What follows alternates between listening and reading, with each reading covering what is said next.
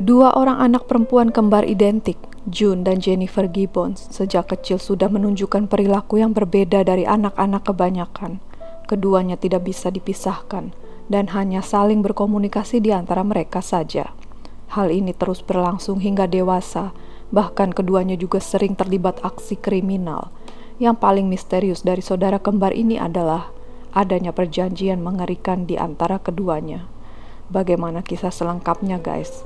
Sebelum saya lanjut ke videonya, jangan lupa untuk mensupport channel saya ini dengan cara di-subscribe. Dan jangan lupa ya untuk like, share, dan komennya. Langsung saja kita mulai ke kisahnya.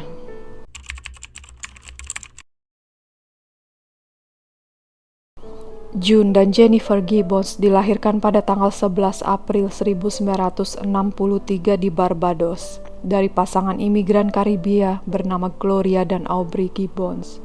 Saat kedua kembar ini menginjak usia balita, keduanya diketahui sering kali berkomunikasi di antara mereka berdua saja. Namun karena waktu itu usia mereka masih sangat kecil, maka kedua orang tua mereka tidak begitu khawatir. Saat mulai masuk sekolah, keduanya tambah memperlihatkan perilaku yang berbeda dari anak-anak kebanyakan. Mereka sama sekali tidak pernah berkomunikasi dengan orang luar dan seolah-olah bisu, bahkan dengan orang tua mereka sendiri. Mereka biasa bermain boneka berdua dan mengisolasi diri di kamar dan terkadang berbicara dengan adik perempuan mereka yang masih kecil, Rose. Kebiasaan ini rupanya tambah diperparah dengan adanya perlakuan rasis yang mereka terima di sekolah, karena June dan Jennifer adalah anak yang terlahir dengan kulit gelap. Perlakuan-perlakuan rasis tambah membuat mereka trauma. Belum lagi bahasa yang digunakan oleh keduanya tidak dimengerti siapapun. June dan Jennifer biasa berkomunikasi di antara mereka berdua saja dengan menggunakan bahasa Bajan Creole. Bahasa ini merupakan bahasa Inggris dengan varian Creole dan logat Afrika yang dipakai oleh penduduk di Pulau Karibia Barbados. Namun bahasa yang mereka pakai hanya dimengerti oleh keduanya, dan juga mereka biasanya berbicara dengan sangat cepat sehingga tak ada seorang pun yang mengerti. Suatu ketika saat usia mereka 14 tahun, keduanya dibawa ke dokter dan terapis yang mencoba berbagai cara agar keduanya mau berbicara dengan orang lain. Tetapi segala usaha tampaknya sia-sia. Akhirnya seorang terapis menyarankan pada orang tua June dan Jennifer agar memisahkan mereka di asrama. Waktu berlalu hari demi hari, namun usaha memisahkan kamar keduanya juga gagal. Mereka tetap membisu. Akhirnya terapis menyarankan keduanya dibawa pulang ke rumah.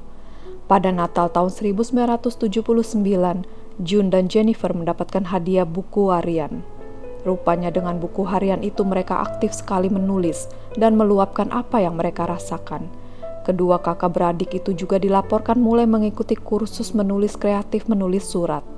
Dari kebiasaan menulis ini mereka kemudian mampu membuat cerita-cerita pendek, novel, dan drama radio.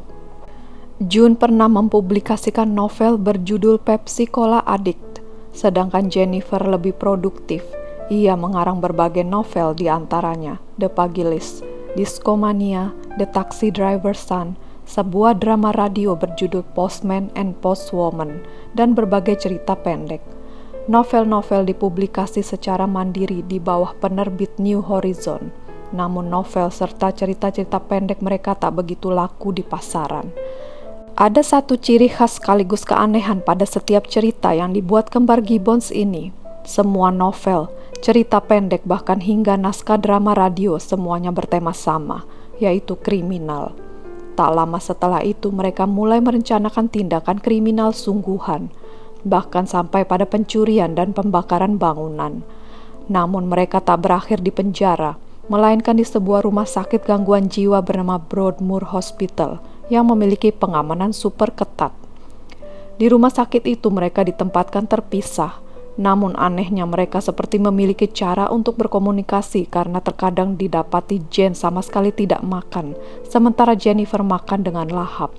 Keesokan harinya giliran Jennifer yang sama sekali tidak menyentuh makanan, dan Jane yang makan. Mungkin dunia tidak akan pernah mengetahui kisah mereka berdua seandainya kisah unik dan misterius ini tidak dituliskan oleh seorang jurnalis bernama Marjorie Wallace di The Sunday Times. Kisah ini kemudian ditulis kembali pada surat kabar The Sun dengan headline yang sangat menarik. Genius twins won't speak. Menurut keterangan Wallace, kedua saudari kembar itu rupanya memiliki semacam perjanjian yang cukup mengerikan. Isi dari perjanjian itu adalah, bila salah satu dari mereka meninggal dunia, maka yang tetap hidup harus berbicara dengan normal dan berkomunikasi layaknya orang-orang pada umumnya. Lalu entah bagaimana caranya, pada suatu hari di hari-hari terakhir mereka berada di Broadmoor Hospital selama 14 tahun lamanya, sebelum pindah ke Caswell Clinic. Mereka sepakat bahwa orang yang akan meninggal itu telah diputuskan adalah Jennifer. Caswell Clinic adalah sebuah klinik dengan tempat yang lebih terbuka dan pengawasan yang tak seketat Broadmoor. Klinik tersebut terletak di Bridgend Wallace. Hari itu tahun 1993, June dan Jennifer sedang berada di mobil dalam perjalanan ke Caswell Clinic. Jennifer tiba-tiba membaringkan tubuhnya dan bersandar di pangkuan June. Tak lama setelah itu, ia meninggal dunia. Dokter yang melakukan otopsi pada jenazah Jennifer tak menemukan adanya racun atau obat-obatan di tubuh Jennifer. Hasil dari pemeriksaan dokter menyimpulkan wanita itu meninggal dunia karena serangan jantung. Sampai saat ini, kematian Jennifer masih menyisakan misteri. Setelah Jennifer meninggal dunia, ajaibnya June bisa hidup dengan normal. Ia juga melakukan komunikasi dan berbicara dengan orang lain seperti orang kebanyakan.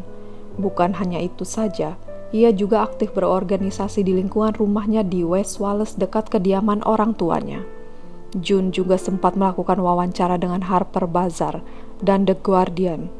Pada tahun 2016, June dikabarkan ingin melakukan tuntutan pada Broadmoor Hospital. Menurut June, rumah sakit di mana mereka sempat berada selama 14 tahun tersebut telah merusak hidup dirinya dan saudara kembarnya Jennifer. Ia juga mengatakan bahwa kondisi kesehatan Jennifer memburuk saat berada di sana. Namun tuntutan itu urung dilakukan karena orang tua June, Aubrey dan Gloria menolaknya dan mengatakan bahwa tuntutan itu tidak akan pernah membuat Jennifer kembali.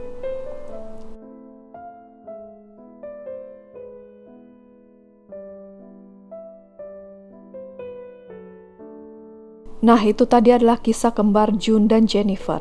Bagaimana menurut kalian, guys? Jangan lupa tulis di kolom komentar ya. Sekian dulu video dari saya.